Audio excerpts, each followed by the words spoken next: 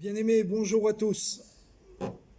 Je suis très heureux de me retrouver ce matin avec vous, qui êtes dans vos maisons, qui êtes avec vos enfants, avec votre mari, qui êtes en famille, et très heureux de partager ce matin ce culte avec vous. Bien évidemment, vous n'êtes pas présents à l'église ce matin à cause de la loi que nous devons respecter, bien évidemment. Et cependant, notre communion est les uns avec les autres. Et elle est aussi avec le Seigneur. C'est pour cela que ce matin, nous sommes très heureux de nous retrouver avec vous et d'avoir ce temps de partage en ce dimanche. Et je vous souhaite de passer un bon dimanche sous le regard du Seigneur. Je vous souhaite de passer avec votre famille aujourd'hui une belle journée en la partageant avec votre famille et surtout en la partageant dans la foi entre vous avec le Christ qui est vivant et qui est présent dans chacun de nos cœurs. Alors nous sommes ensemble ce matin pour partager la bonne parole de Dieu, comme nous l'avons fait ce mardi, ce jeudi, nous le faisons également aujourd'hui et nous continuerons. Autant que nous ne pourrons pas nous réunir ensemble, nous continuerons à diffuser via notre site Assemblée de Dieu de Saint-André. Et ce matin, j'aimerais partager avec vous la parole de Dieu et le texte que nous allons lire se trouve dans le livre des Actes et dans le chapitre 9 et c'est au verset 31 que c'est le verset 31 que nous lirons ensemble, et c'est sur ce verset ce matin que nous partagerons ce temps autour de la bonne parole de Dieu. Alors voici ce qui est dit. L'Église était en paix dans toute la Judée, la Galilée et la Samarie, s'édifiant et marchant dans la crainte du Seigneur.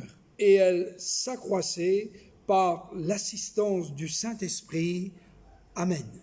Et elle s'accroissait par l'assistance du Saint-Esprit.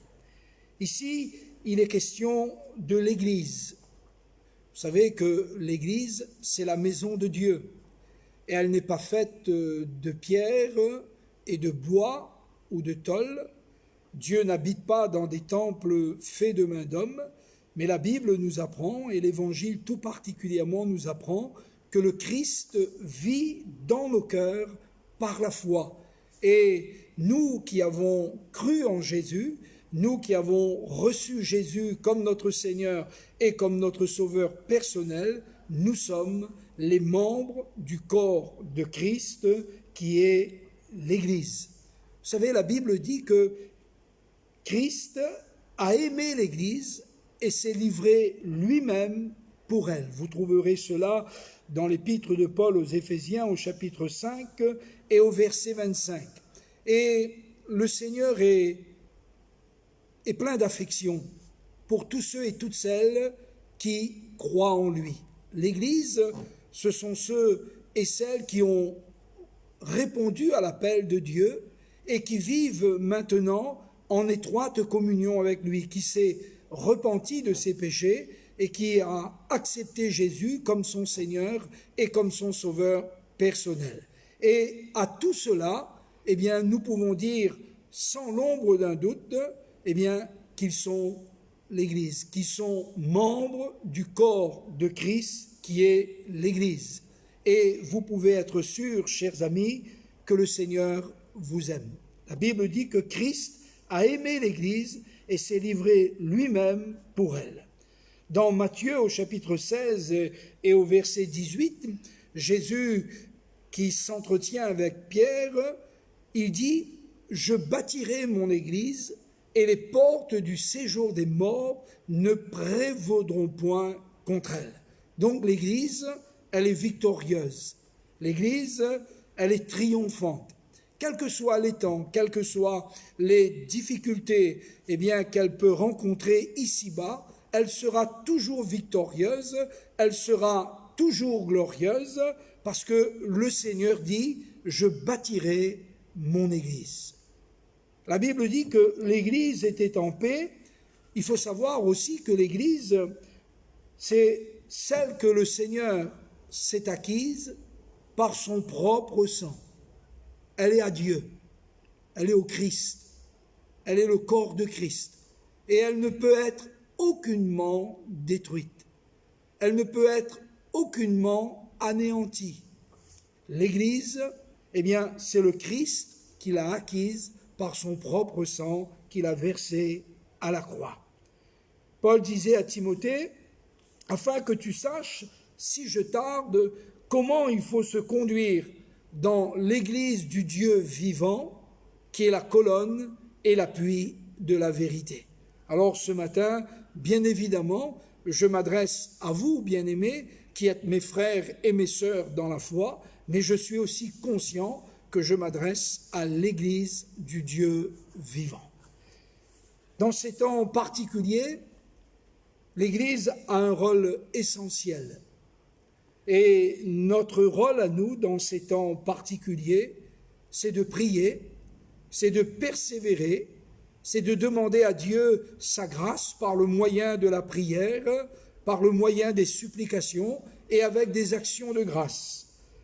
C'est aussi le moment pour nous, eh bien, de rendre un bon témoignage. Dans l'Évangile selon Matthieu, au chapitre 5 et au verset 13, ainsi qu'au verset 14, Jésus dit « Vous êtes le sel de la terre et vous êtes la lumière du monde. » Et je pense que mes frères et mes sœurs, dans ces temps troublés, dans ces temps particuliers, vous et moi, nous sommes appelés à briller comme des flambeaux dans le monde. Nous sommes appelés, eh bien, à être la lumière du monde. Et toi et moi, dans ces temps difficiles, nous avons un message à transmettre de la part de notre Dieu, qui est un message de paix, qui est un message, eh bien, d'espérance que nous devons apporter aux uns et aux autres et le partager avec tous ceux et toutes celles qui voudront l'entendre. Quand la Bible dit que l'Église était en paix, il ne faut pas croire qu'elle n'avait pas de persécution. Il ne faut pas croire qu'elle n'avait pas de difficultés. Le livre des Actes nous montre particulièrement l'opposition que rencontrait l'Église. Elle est aussi, eh bien, il est aussi souvent question de persécution, il est question d'arrestation. Mais la Bible dit que l'Église était en paix. Elle était en paix. Et la paix, c'est ce que le Seigneur assure à son Église. La paix, c'est le contraire de l'agitation, de l'inquiétude, de l'angoisse, de l'anxiété, de la peur. Vous savez, mes frères et mes sœurs bien-aimés, dans ces temps que nous traversons, nous devons savoir que Dieu veut nous accorder sa paix. La Bible dit que nous, les chrétiens, si nous faisons connaître à Dieu nos besoins par des prières, par des supplications, avec des actions de grâce, la paix de Dieu, qui surpasse toute intelligence, gardera nos cœurs et nos pensées en Jésus-Christ. Dans l'évangile de Jean au chapitre 14 et au verset 1, voici ce que dit Jésus. « Que votre cœur ne se trouble point. » Voilà, que votre cœur ne se trouble point. Et le Seigneur veut nous assurer de sa paix. Il veut la répandre dans notre cœur par le Saint-Esprit. Dans le livre du prophète Ésaïe, dans le chapitre 26 et au verset 3, voici ce qui est dit. « À celui qui est ferme dans ses sentiments, tu lui assures la paix parce qu'il se confie en toi. » En 2 Thessaloniciens au chapitre 3 et au verset 16, il est dit ceci, que le Seigneur de paix vous donne lui-même la paix en tout temps et de toute manière. Voyez-vous, la paix, c'est ce que le Seigneur accorde à nos cœurs. Et je vous souhaite, bien-aimés, à être dans la paix du Seigneur. Je vous souhaite, bien-aimés, à être dans le calme et la tranquillité, parce que notre foi, elle est dans le Dieu vivant et vrai, parce que le Seigneur est à nous et que nous sommes au Seigneur. Et à tous ceux qui croient dans le Seigneur, à tous ceux qui invoquent le nom du Seigneur. Eh bien, le Seigneur leur assure la paix qui surpasse toute intelligence et qui garde les cœurs et les pensées en Jésus-Christ. Dans l'évangile de Jean, au chapitre 14 et au verset 27, le Seigneur dit « Je vous laisse la paix, je vous donne ma paix.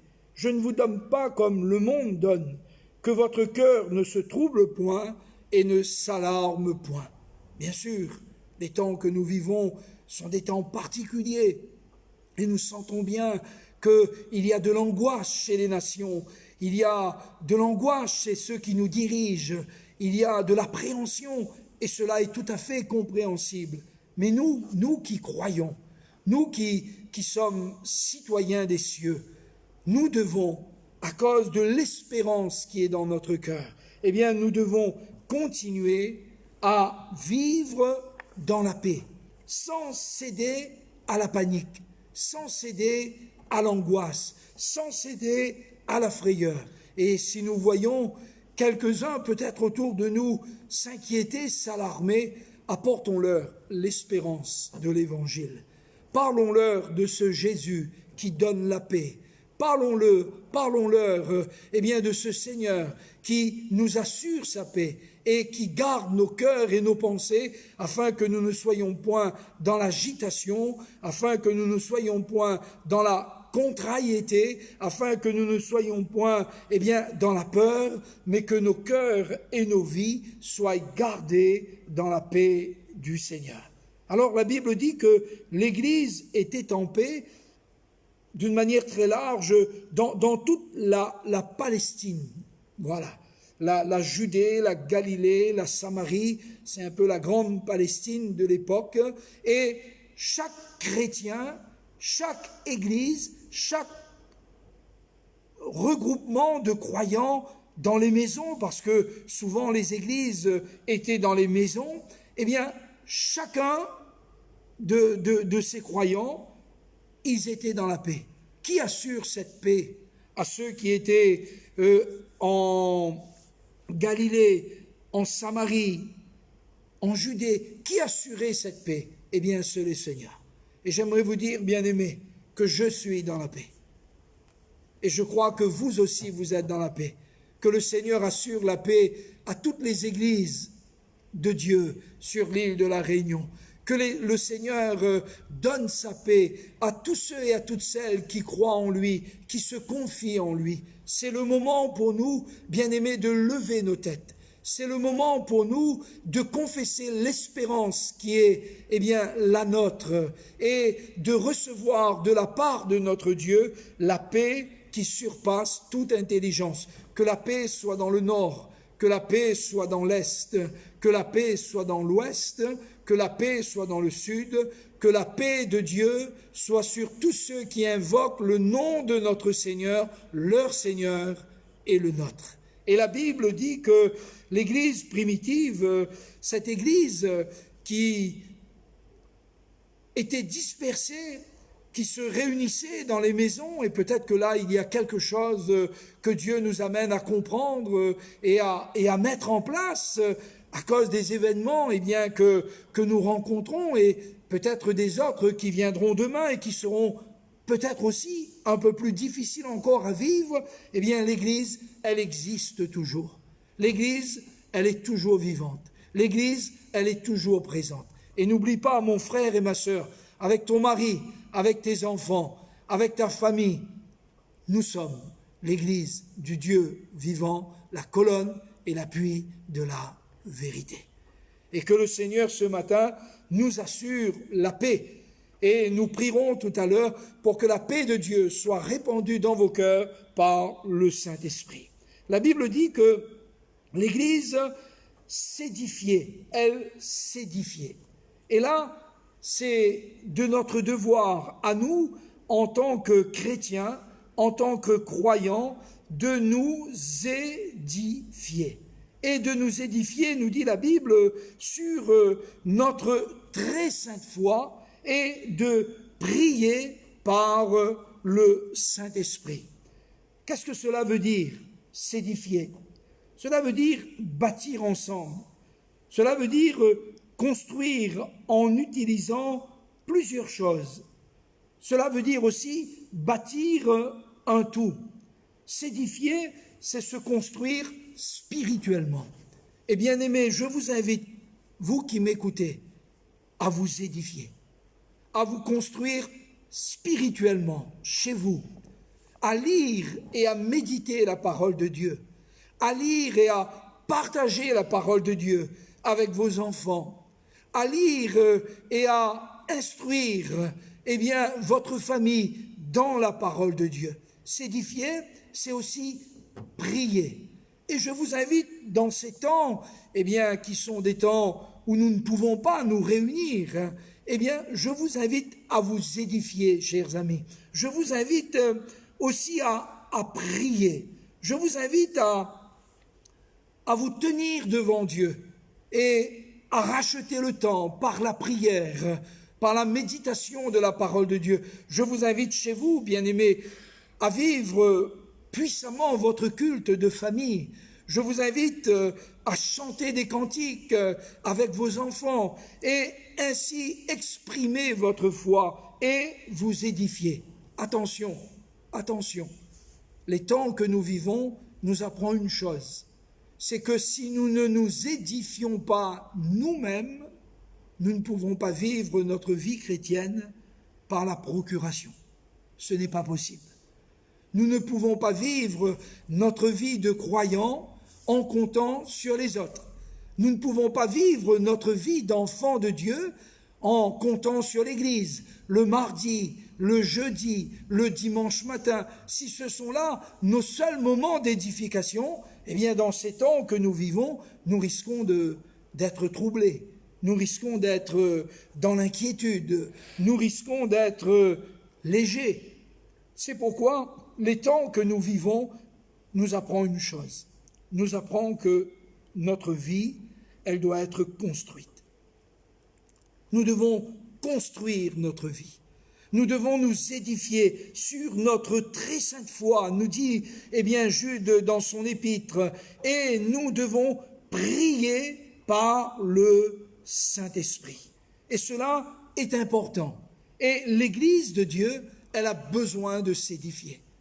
Nous nous rendons compte que dans l'Église primitive, ils avaient une vie fervente. Ils avaient une vie de foi qui était une vie engagée. La Bible dit que les premiers chrétiens, les premiers croyants, ils persévéraient d'abord dans les prières. Ils avaient la bonne habitude de prier. Ils avaient la bonne habitude d'être en communion avec Dieu. Ils avaient la bonne habitude de se tenir devant Dieu. Ils avaient la bonne habitude de maintenir une relation vivante avec le Dieu vivant. Ils persévéraient dans la prière. Ils persévéraient aussi dans l'enseignement des apôtres. Et la parole de Dieu était l'habitude de leur vie. C'était quelque chose qui était important, qui était capital pour leur vie de foi et pour leur persévérance. Et la Bible dit que les chrétiens, ils s'édifiaient, ils persévéraient dans l'enseignement des apôtres. Ça veut dire qu'ils étaient en communion avec la parole. Ils lisaient la parole, ils écoutaient la parole, ils écoutaient l'enseignement. Et combien il est important pour nous dans ces moments que nous vivons, nous aussi, de nous édifier sur notre très sainte foi. Et bien aimés, permettez-moi de le dire, permettez-moi de vous le dire, de aussi nous attarder sur la parole de Dieu, lire la parole de Dieu, méditer la parole de Dieu, la laisser enseigner nos vies et nos cœurs et nos familles. La Bible dit, et c'est l'apôtre Paul qui le dit à Timothée, car toute écriture est inspirée de Dieu et elle est utile pour enseigner, pour corriger, pour instruire dans la justice, afin que l'homme de Dieu soit propre à toute bonne œuvre. Et voilà combien la parole de Dieu, elle est importante. Bien-aimés, je vous invite chez vous à faire votre culte familial.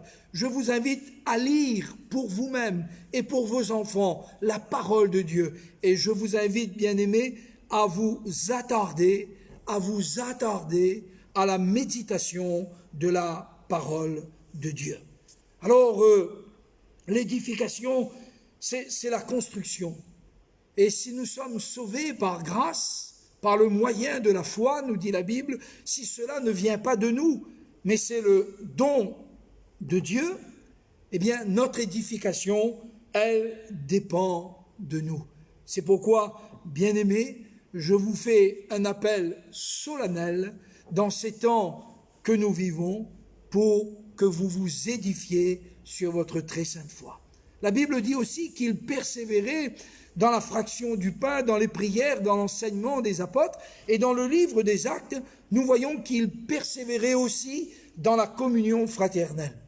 Oh, peut-être ceux et celles qui ont négligé la communion fraternelle, ceux et celles qui n'ont pas vu la communion fraternelle comme quelque chose d'important, eh bien, peut-être que dans ces moments où nous ne pouvons plus nous réunir, vous réalisez eh bien, que c'était un privilège que vous aviez. La communion fraternelle, c'est un privilège. Et le fait d'être ensemble, le fait de prier ensemble, le fait d'écouter ensemble la parole de Dieu, le fait de laisser l'Esprit de Dieu nous enseigner ensemble, c'est quelque chose d'important pour l'Église. Mais ce n'est pas parce que nous ne sommes plus ce matin réunis ensemble, parce que nous ne pouvons pas le faire et nous avons raison de ne pas le faire pour ne pas nous infecter les uns les autres. C'est une mesure de sécurité et qui est très importante et que nous, les chrétiens, nous devons respecter. Mais je vous invite, mes bien-aimés, à considérer encore une fois, vous qui êtes chez vous, peut-être ce matin, la richesse de la communion fraternelle. Un homme de la Bible a dit, voici qu'il est doux, oh, qu'il est agréable pour des frères de demeurer ensemble, parce que c'est là où Dieu envoie la bénédiction et qu'il envoie la vie pour l'éternité. Et prions le Seigneur pour que bientôt, avec la grâce de Dieu, quand tout cela sera passé, eh bien que tout cela nous serve, bien-aimés, de leçon, dirais-je, pour comprendre combien la communion fraternelle est importante et que nous prenions à nouveau plaisir à sanctifier eh bien, dans notre vie les rassemblements de l'Église le mardi, le jeudi et le dimanche matin. Quand la Bible dit que l'Église s'édifiait, j'aimerais vous mettre en garde pour que vous ne viviez pas votre vie chrétienne par procuration. Voilà. Que vous ne vivez pas votre vie chrétienne en comptant sur le pasteur, en comptant sur l'Église, en comptant sur les anciens, en comptant sur les rassemblements de votre assemblée locale, mais que vous puissiez vivre votre vie d'enfant de Dieu, votre vie de foi d'une manière authentique, en développant votre relation avec Dieu par la prière, par la parole de Dieu, et en vivant une communion fraternelle sincère. Voilà. Construisez votre vie, construisez-la, édifiez-vous, mes bien-aimés, sur votre très sainte foi et priez par le Saint-Esprit en attendant la bienheureuse venue et apparition de notre Seigneur Jésus, car tout ceci nous apprend aussi que Jésus vient bientôt. La Bible dit aussi que l'Église, elle, marchait dans la crainte du Seigneur. Elle vivait dans la crainte du Seigneur. La Bible dit que la crainte de l'Éternel, c'est le commencement de la sagesse. C'est le commencement de la sagesse. Et la Bible dit que cette Église primitive, ces premiers croyants, ils vivaient dans la crainte du Seigneur. J'aimerais dire que lorsque nous vivons dans la crainte du Seigneur, bien-aimés, nous remplissons véritablement le ministère qui est le nôtre. Quand nous vivons dans la crainte du Seigneur, nous pouvons répandre en tout lieu et dans toutes circonstances la bonne odeur de Christ. Quand nous vivons dans la crainte du Seigneur, nous sommes en tout temps et dans n'importe quelle circonstance de la vie, nous sommes le sel de la terre, nous sommes la lumière du monde. Et lorsque les chrétiens, lorsque les croyants vivent dans la crainte du Seigneur, je peux dire ainsi, eh bien l'Église remplit véritablement le ministère qui est le sien. Chaque croyant qui vit dans la crainte du Seigneur, chaque croyant qui vit dans l'amour du Seigneur, chaque croyant qui vit dans la foi au Fils de Dieu, chaque croyant qui vit dans l'obéissance à la parole de Dieu, vit dans la crainte du Seigneur. Et par sa vie, répand la bonne odeur de Christ. Et que dans ces temps, qui sont des temps particuliers, que vous et moi, bien-aimés, nous revenions d'une manière unanime à la crainte du Seigneur. Que nous revenions à notre très sainte foi et à notre édification. Ce n'est pas seulement pour nous, bien-aimés, c'est aussi pour que le témoignage de Jésus soit répandu.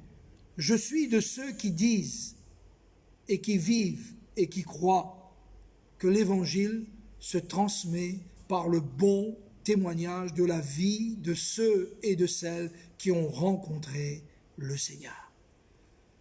Je suis partisan de ceux qui croient que ceux qui s'édifient et ceux qui marchent dans la crainte du Seigneur remplissent véritablement dans ce monde troublé, remplissent véritablement un ministère et rendent témoignage de la foi et de l'espérance qui est dans leur cœur en tout lieu et en toute circonstance. Lorsque l'Église vit dans la crainte du Seigneur, voici ce que l'apôtre Paul dit dans l'épître aux Éphésiens au chapitre 3 et au verset 10. Il dit que les dominations, les autorités dans les lieux célestes connaissent aujourd'hui par l'Église la sagesse infiniment variée de Dieu. Le témoignage de l'Église va au-delà de ce monde visible. Le témoignage de l'Église va au-delà de ce qui frappe les regards, au-delà de ce monde terrestre. Et lorsque l'Église remplit son ministère, lorsque l'Église s'édifie, lorsque l'Église vit dans la paix, lorsque l'Église marche dans la crainte du Seigneur, il y a un témoignage, une sagesse que même les autorités, les dominations et les pouvoirs apprennent dans les lieux célestes. Et le témoignage de l'Église, c'est ce qui émerveille le monde. C'est ce qui émerveille, les autorités, les pouvoirs, les principautés. C'est ce qui émerveille, les anges. Un jour, Dieu a dit à Satan, « As-tu remarqué mon serviteur Job ?» C'est merveilleux. C'est un homme intègre et droit. Je peux dire que Job, c'était un homme qui devait s'édifier. C'était un homme qui devait marcher dans la crainte de Dieu. C'était un homme qui devait servir Dieu, non seulement d'une manière visible devant les hommes, en rendant un bon témoignage, en se comportant d'une manière digne de la vocation céleste, mais même dans le ciel. Même dans le ciel, Dieu avait remarqué ce serviteur. Et lorsque l'Église s'édifie, lorsque l'Église marche dans la crainte du Seigneur, lorsque l'Église remplit son ministère, vous pouvez être sûrs, mes amis, que le témoignage de l'Église va au-delà de ce monde visible.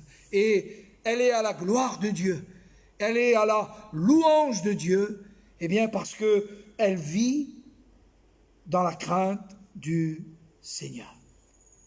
Jésus a dit que votre lumière luise ainsi devant les hommes, afin qu'ils voient vos bonnes œuvres et qu'ils glorifient Dieu au jour où Dieu les visitera.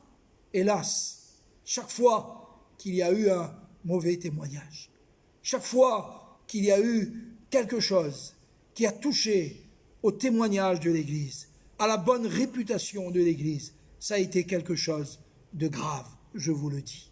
Ça a été quelque chose de grave. Et, bien-aimés, profitons de ces temps où nous pouvons rester peut-être plus que d'habitude chez nous. Profitons de ces temps pour reprendre, notre vocation, pour nous affermir dans notre vocation et pour nous édifier sur notre très sainte foi et permettre que dans ces temps de trouble, dans ces temps d'angoisse et de frayeur, que l'Église puisse resplendir, que l'Église puisse rendre un bon témoignage et que le nom de Jésus-Christ soit glorifié par l'Église. Alléluia. Et la Bible dit ensuite, elle s'accroissait par l'assistance du Saint-Esprit. Alléluia. C'est le Saint-Esprit qui est la puissance de l'Église. Dans le livre des Actes, dans le chapitre 1er au verset 7 et 8, le Seigneur a dit, restez à Jérusalem, ne vous éloignez pas de Jérusalem, jusqu'à ce que vous recevriez la puissance d'en haut, jusqu'à ce que vous soyez revêtus de la puissance d'en haut. Et l'Église, elle a besoin de cette puissance. Elle a besoin de la puissance du Saint-Esprit. Et aujourd'hui, je me rends compte, bien-aimés, que pour exercer un ministère, pour rendre ce témoignage à la gloire de Dieu, il faut plus que l'Église ait quelque habileté dans tel ou tel domaine, dans tel ou tel savoir-faire. Bien sûr, ce sont des choses qui font partie de la bienséance, mais la puissance de l'Église n'est pas là. La puissance de l'Église, c'est la puissance du Saint-Esprit qui agit en elle, qui agit au travers d'elle, qui agit par elle. Il n'est pas concevable, et ces temps nous le prouvent, il n'est pas concevable qu'un chrétien, qu'un croyant pense pouvoir glorifier Dieu véritablement sans être rempli du Saint-Esprit, sans être conduit par le Saint-Esprit. Et nous avons besoin, nous aussi aujourd'hui, de cette assistance du Saint-Esprit. Tout le Nouveau Testament, particulièrement le livre des Actes, m'encourage, m'exhorte à être continuellement en train d'être rempli du Saint-Esprit. C'est aussi ce que l'apôtre Paul dit aux Éphésiens. Ne vous enivrez pas de vin, cela vous ferait mener une vie de débauche, mais soyez continuellement en train d'être remplis. Continuellement en train d'être remplis. La Bible nous parle de toute cette vie de l'esprit qui animait l'Église primitive.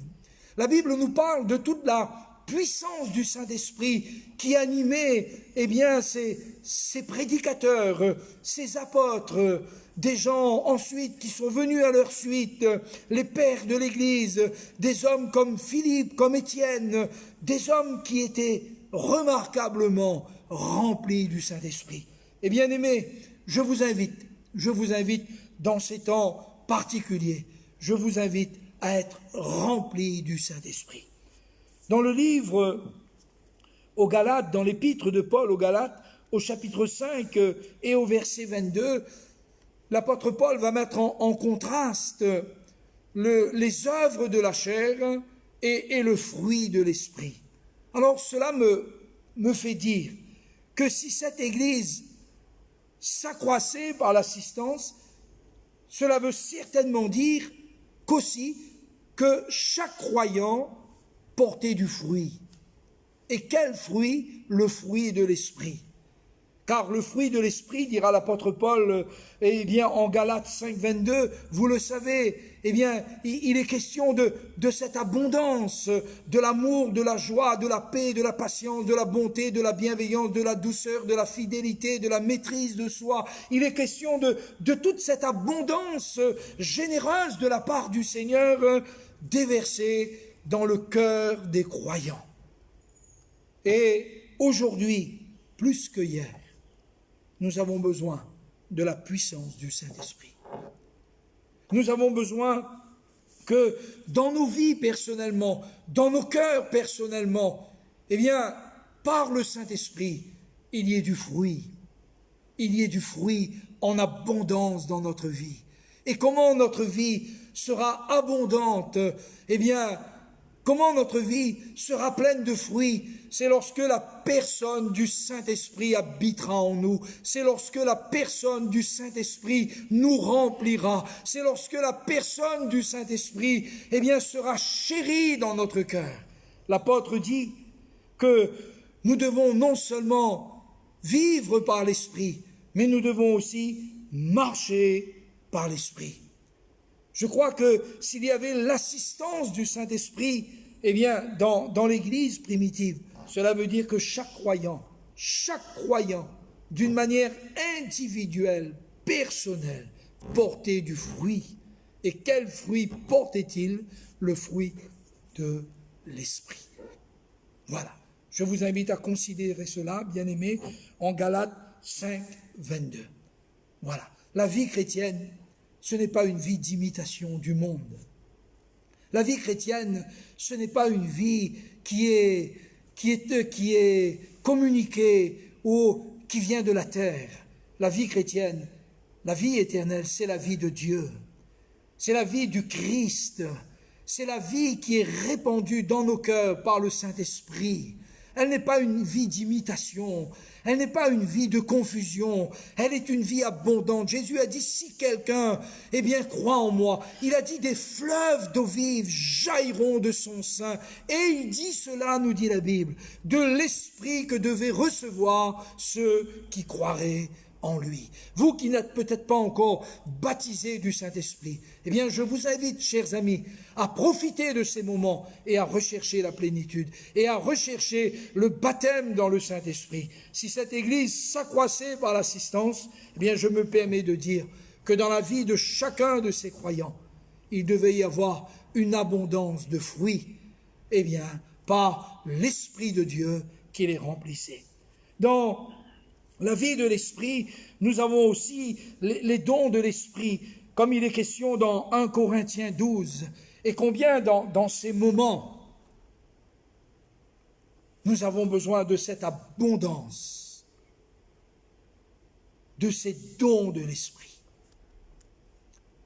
Combien je considère cela comme étant solennel, comme étant un devoir que je veux appliquer à mon propre cœur en tant que prédicateur de l'Évangile, apporter du fruit digne de la repentance, par l'Esprit, apporter du fruit et apporter le fruit de l'Esprit, mais aussi à vivre pleinement la manifestation de l'Esprit au travers des dons de l'Esprit.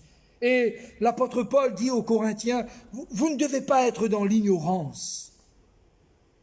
Je crois solennellement, et je vous le dis de tout mon cœur,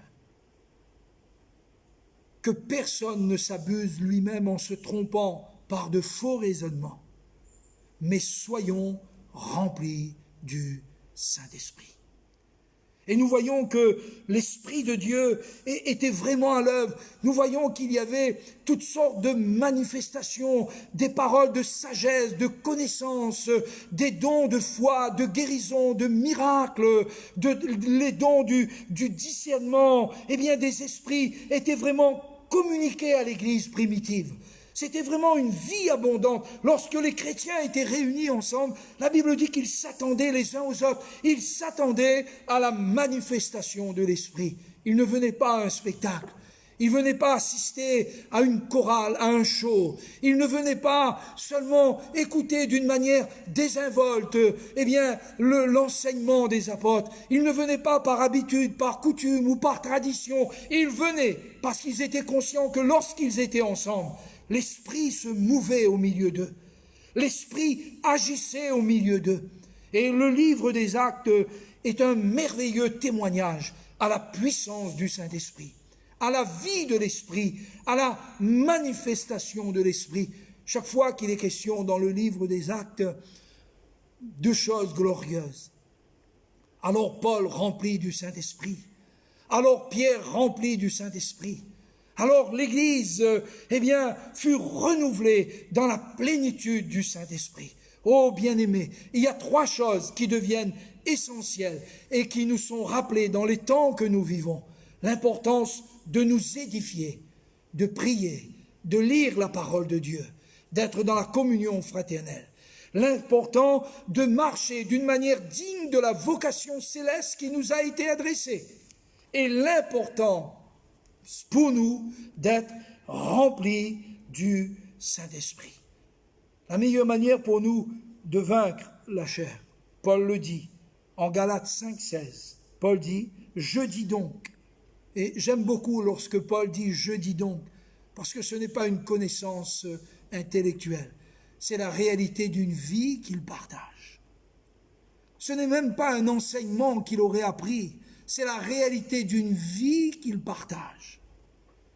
Et bien aimés, nous sommes dans les temps où la foi authentique, c'est la vie que nous partageons avec le Seigneur. C'est la vie que nous partageons avec la parole de Dieu. C'est la vie que nous partageons dans l'intimité du Seigneur. C'est la vie que nous partageons en étant remplis de l'Esprit du Seigneur. Et l'apôtre Paul dit « Je dis donc », comme quelque chose qu'il a vécu et qu'il a expérimenté. Je dis donc, marchez selon l'Esprit, selon ses tendances. J'aimerais dire selon l'influence, selon l'onction du Saint-Esprit. Et il dit, marchez selon l'Esprit et vous n'accomplirez pas les désirs de la chair.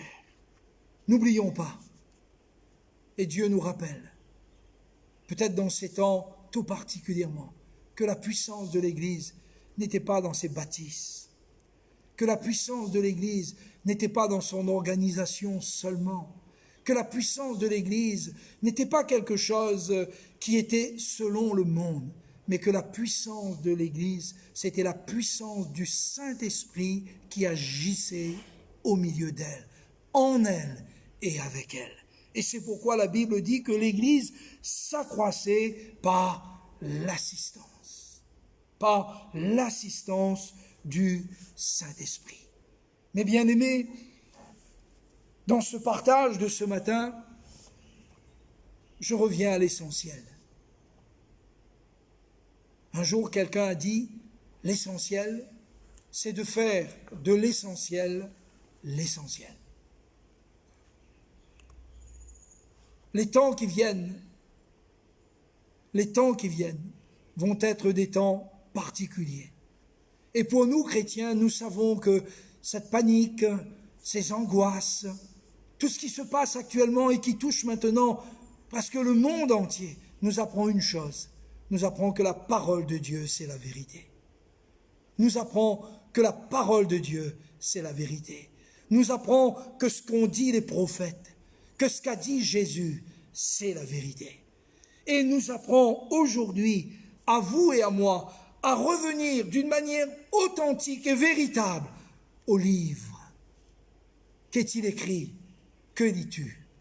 Alors, bien-aimés, que dans ces temps particuliers, dans ces temps où l'angoisse, la crainte, à juste titre, certainement, sont sur toute la terre, nous devons être cette Église. Je vous rappelle que nous sommes cette Église qui a reçu la paix du Seigneur. Nous sommes cette Église qui doit marcher dans la crainte du Seigneur. Nous sommes cette Église qui doit être remplie du Saint-Esprit. Et c'est ainsi, bien-aimés, que nous allons conclure ce moment ensemble. C'est pour moi le sujet d'une grande joie que de partager cette parole avec vous ce matin. Comme on l'a fait mardi, ce jeudi et ce dimanche, et nous continuerons, tant que nous ne pourrons pas nous réunir ensemble, nous continuerons, bien-aimés, à diffuser le message de l'Évangile. Et j'aimerais vous dire que ce matin, là où vous êtes, j'aimerais vous dire que le Seigneur est avec vous. J'aimerais vous dire que la paix de Dieu soit dans votre cœur. N'oubliez pas, et j'aimerais vous dire, rendez un bon témoignage de Jésus-Christ. Voilà, rendez un bon témoignage de Jésus-Christ.